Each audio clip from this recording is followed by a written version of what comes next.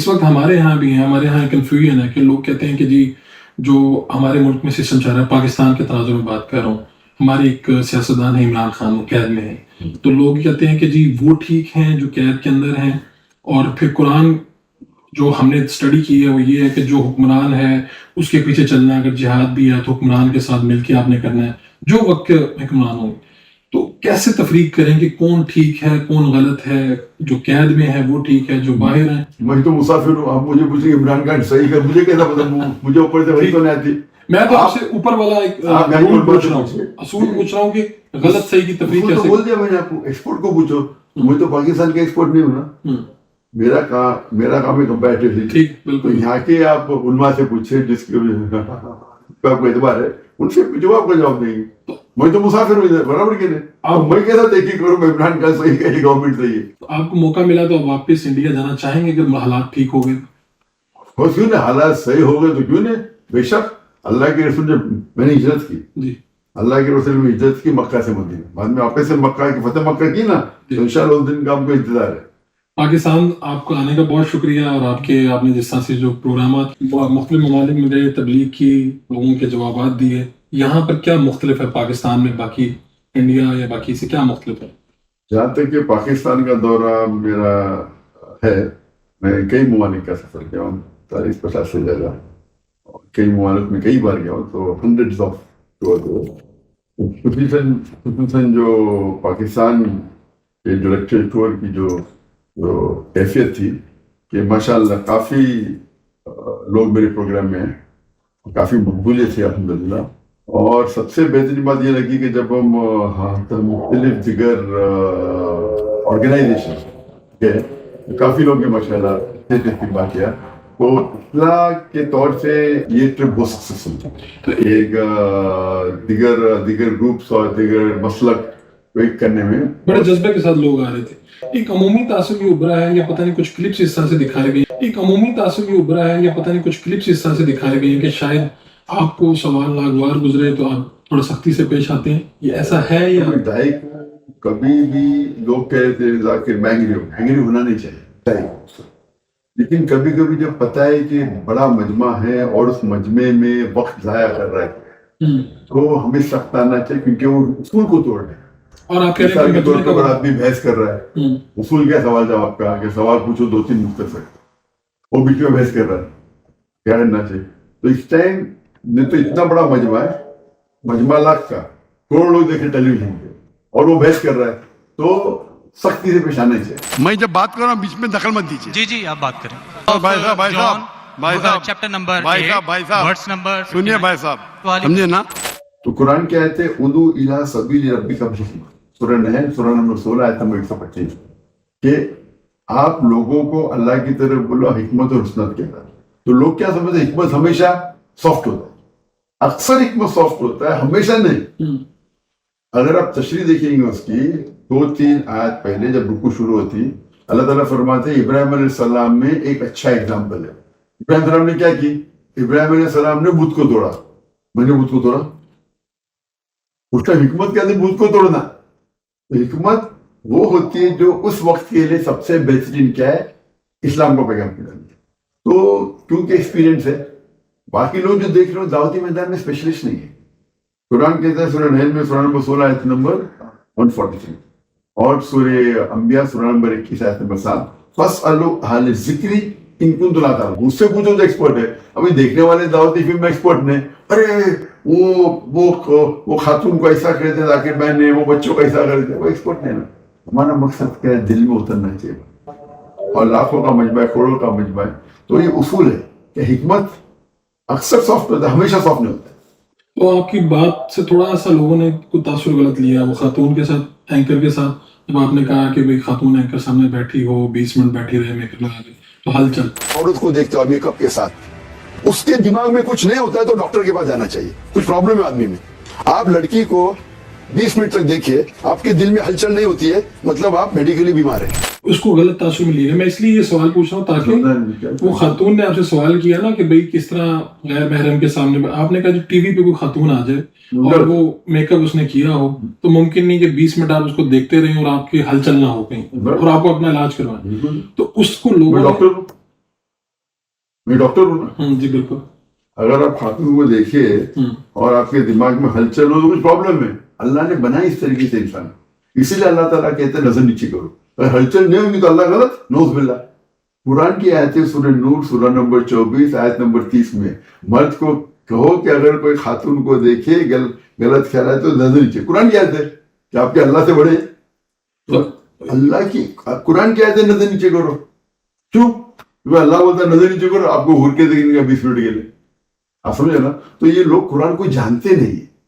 یہ جو لوگ اعتراض کر رہے ہیں قرآن کو جانتے نہیں, اللہ کے احکامات کو جانتے نہیں. آپ سمجھے نا. تو جو لوگ نہیں جانتے. پاکستان ایک اسلامی ملک ہے, پاکستان میں مسائل بھی ہیں. تھوڑا سا ایسا لگا کہ جس طرح سے لوگوں نے سوالات پوچھے, جس طرح ایک خاتون نے پوچھا کہ وہاں پر مرد کے ساتھ سیکس کرتے ہیں, یہ مسائل ہیں. پاکستان ایک اسلامی ملک ہے, پاکستان میں مسائل بھی ہیں. تھوڑا سا ایسا لگا کہ جس طرح سے لوگوں نے سوالات پوچھے, جس طرح ایک خاتون نے پوچھا کہ وہاں پر مرد کے ساتھ سیکس کرتے ہیں, یہ مسائل ہیں. تو کچھ بیلٹ میں ہماری یہ پرابلم ہے کہیں پہ. میرا معاشرہ اسلامک ہے, پھر بولتے پیڈو فائل ہے. سر یہ کہہ رہی ہوں کہ وہی پیڈو فائل. بہن اگر یہ آپ اللہ کے دربار میں سوال کریں گے آپ تو پھنس جائیں گے میرے بہن. آپ کو معافی مانگنا چاہیے کہ آپ کا سوال غلط ہے. شاید ایسا لگا کہ جیسے شاید بہت زیادہ رش تھا, لوگوں نے سوال بہت زیادہ پوچھے, یا اس کلچر سے آپ کی آگاہی تھوڑی سی میں کہہ سکتا ہوں کم ہو. شاید اس وجہ سے کہ آپ نے کہا کہ اسلامی معاشرہ ہو تو ممکن ہی نہیں ہے کہ یہ کام ہو. نہیں, وہ خاتون نے پوچھا ہمارے جو سوسائٹی بہت اسلامک ہے. ہاں جی, بہت اسلامک ہے, اور بہت قرآن فالو کرتے اور پھر پیڈوفیلیا کرتے. دونوں ٹکراؤ ہے نا. ایک آدمی بہت ایماندار ہے, ایماندار آدمی, اور چیٹنگ کرتے. ہو سکتا ہے کیا؟ تو میں نے کہا آپ کے کوشچن میں کچھ تو خطا ہے. تو لوگ کو سنتے ہی نہیں. ہو سکتا ہے کہ ایک آدمی بہت ایماندار ہے اور وہ چیٹنگ کرتا ہے, ہو سکتا ہے, ممکن نہیں. دونوں میں ٹکراؤ. تو میں بولا آپ بولتے یہ اگر وہ کہتی تھی ہمارے معاشرے میں لوگ سمجھتے ہیں کہ ہم اسلامک ہیں لیکن غلط کام کرتے ہیں تو سوال صحیح ہے. تو میں نے کہا کہ میں تو مسافر ہوں, برابر. آپ بول رہے کہ ہمارا معاشرہ بہت اسلامک ہے, بہت پرہیزگار ہے, قرآن پہ چلتا ہے اور پیڈوفیلیا کرتا ہے, تو ہو ہی نہیں سکتا ہے. تو میں نے خاتون سے کہا میں تو مسافر ہوں, یہ ممکن ہی نہیں ہے نا. تو لوگ سوال کو سنتے ہی نہیں.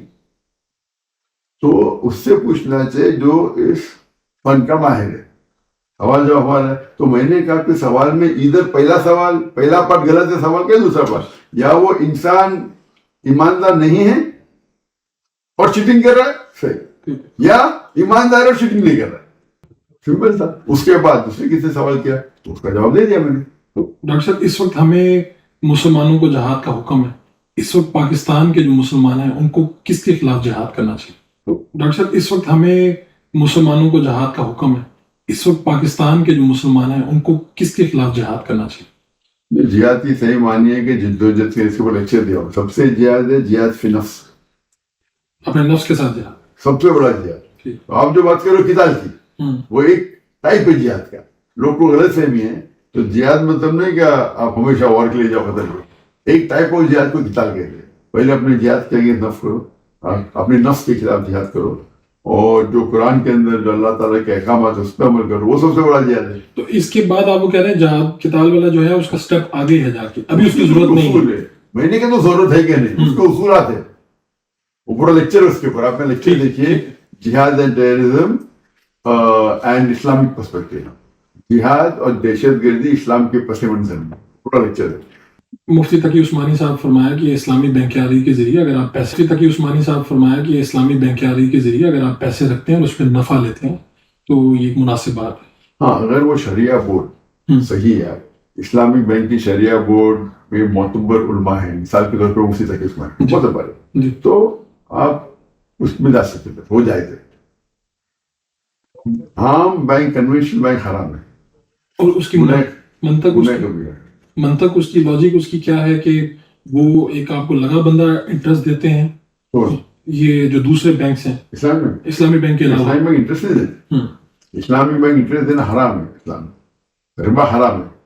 ان لوگ ادھر پروفٹ دیتے, پروفٹ شیئرنگ دیتے, اور بہت سے طریقے, مرابہ ہے, مشارکہ ہے.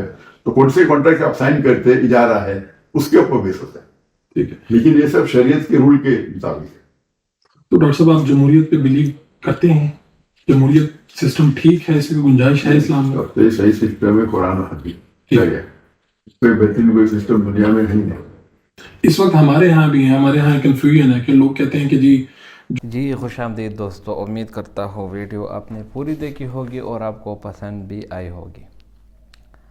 ڈاکٹر ذاکر نائک ایک نامور شخصیت، آپ لوگ ان سے خوب واقف ہوں گے، اور تقابل ادیان کے بارے میں ان کا علم ماشاءاللہ لاجواب ہے. اگر آپ عیسائیت کے متعلق سوال کریں گے آپ کو جواب ملے گا، ہندو کے متعلق، یہودی کے متعلق، الغرض بائبل، قرآن مجید، رگ وید، بھگوت گیتا، جتنی بھی کتابیں ہیں مذہبی، آپ ان کے بارے میں پوچھ سکتے ہیں ان سے. اب جب وہ پاکستان آئے تو یہ پاکستانیوں کے لیے ایک موقع تھا کہ وہ ان سے ایسے سوالات کرتے، ایک ایسے علمی سوالات کرتے جن سے ان کو بہت زیادہ فائدہ مل جاتا تھا. لیکن افسوس کہ پاکستانیوں نے کچھ ایسے سوالات بھی کیے جن کا میرے خیال میں پوچھنا ضروری نہیں تھا. اب میں پاکستان میں رہ رہا ہوں، مجھے پاکستان کے حالات کا پتہ ہے، مجھے پتہ ہے کہ کیا کرنٹ افیئرز چل رہے ہیں، کیا ہو رہا ہے، کون سی پارٹی کی حکومت ہے، کون دھکے کھا رہا ہے، کرکٹ بورڈ میں کیا چل رہا ہے وغیرہ. تو پاکستان کے حالات سے میں واقف ہوں. اب میں امریکہ جاؤں ایک مہمان کی حیثیت سے، اور وہاں امریکہ والے مجھ سے پوچھے کہ جو بائیڈن کا یہ ہو رہا ہے اور اسی طرح ہیلری کلنٹن وہ جیل میں ہے، تو ان میں سے کون سچ؟ بھائی وہ آپ لوگوں کا اپنا معاملہ ہے، میں اس کے بارے میں کیا کہہ سکتا ہوں کہ امریکہ کے لیے کون اچھا ہے کون نہیں. تو یہی کچھ مثال یہاں پاکستانی عوام کو بھی مل رہی ہے. جو ڈاکٹر ذاکر نائک سے عمران خان کے بارے میں پوچھا گیا کہ وہ جیل میں ہے اور قرآن میں کہتے ہیں کہ حکمران کے پیچھے چلنا جہاد ہے وغیرہ.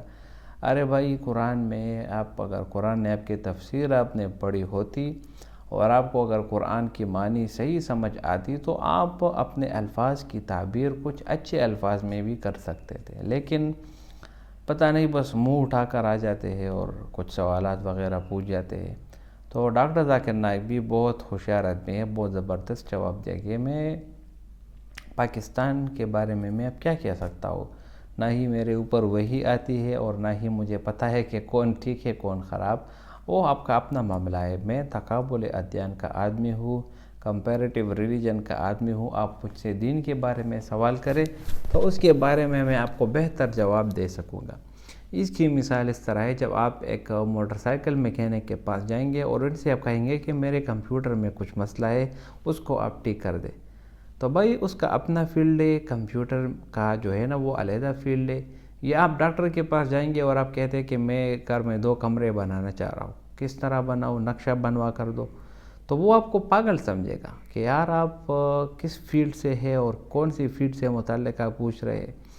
میں ڈاکٹر ہوں، آپ مجھ سے بیماری کا متعلق پوچھے میں آپ کو جواب دوں گا. تو یہی کچھ ڈاکٹر ذاکر نائک نے بھی کہہ دیا کہ آپ مجھ سے دین کے متعلق سوال کرے یا کوئی اور، وہ میں آپ کو بتا سکتا ہوں. بہرحال یہ جو سوال آپ کر رہے کہ عمران خان اچھا ہے یا دوسرا اچھا ہے یا تیسرا اچھا ہے، وہ آپ کا اپنا کام ہے، آپ ان سے ہی پوچھ سکتے ہیں.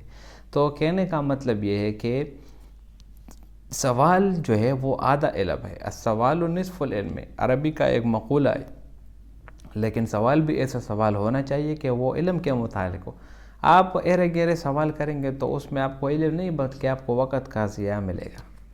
امید کرتا ہوں ویڈیو آپ کو پسند آئی ہوگی. اگر ویڈیو آپ کو پسند آئے تو اس چینل کو سبسکرائب کریں. بہت شکریہ.